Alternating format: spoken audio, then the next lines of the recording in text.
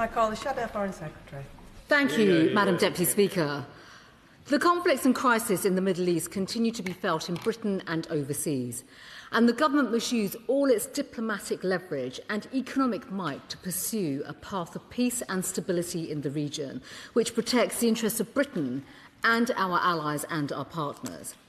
In response to the Minister's remarks about the situation in Israel, we expect full diplomatic and consular access to be made available to British nationals.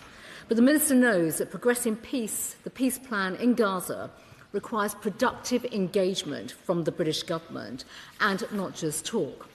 The government has no role in the Board of Peace, so can I ask the Minister, what is the government doing to bring to the table support for the reconstruction for civilians, the removal of Hamas, the terrorist infrastructure that we know about, and, of course, essentially, the removal of Hamas from power?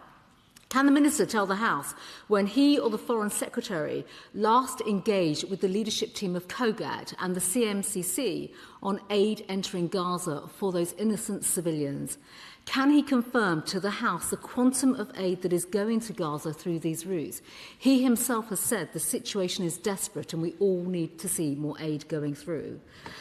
He must recognise that having a functioning relationship with the government of Israel is key to advancing these important humanitarian and peace priorities.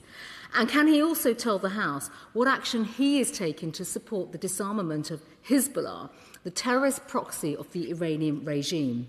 Now, he's touched on the situation between Israel and Lebanon, and of course that can only be sustained with the right outcomes when the threats posed by Hezbollah are dealt with. So what is his assessment of the situation between Israel and Lebanon? On Iran, we all want the ceasefire to lead to the right outcome when it comes to ending the conflict between Iran and the regional issue that we are all faced with.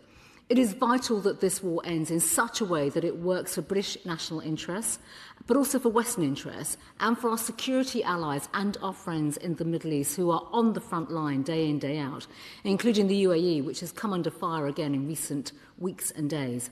Can the Minister tell the House what involvement the government has had in any discussions and negotiations? Does he agree that the despotic, murderous Iranian regime must de-escalate and act in a constructive way going forward?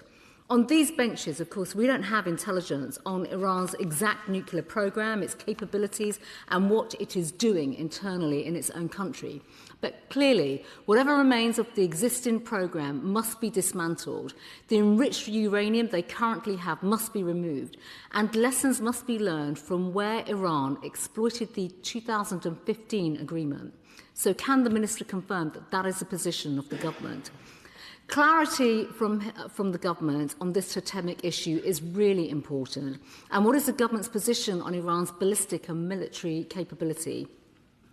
Madam Deputy Speaker, the government has talked a great deal about its position on the Straits of Hormuz, but yet we've not seen any change in the situation or, to this day, practical measures from the United Kingdom.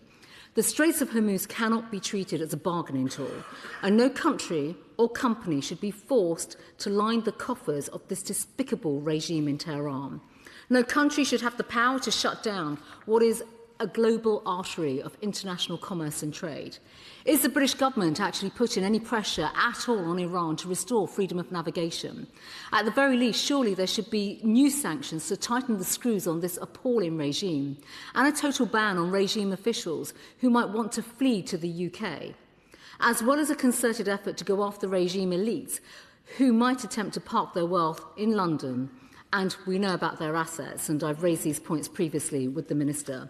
And given a sickening recruitment call from the Iranian embassy in recent weeks, why has the government only summoned the ambassador for a slap on the wrist? Surely the Home Office now must intervene when it comes to the prescription of the IRGC. Finally, on the long overdue UK GCC FTA, which we welcome, the Minister will know that those negotiations have been underway for many, many years, and it's an important Brexit opportunity. This could be at risk with his ministerial colleagues and leadership candidates now planning to take us back into the EU all over again. Finally, Madam Deputy Speaker, This side of the House stands firmly in support with the British interests across the Middle East, which must be safeguarded, and we must use our important influence in the region to effectively protect Britain, but also our allies, and particularly from those that want to continue to cause harm to the United Kingdom and to our friends and allies in the Middle East. Yeah.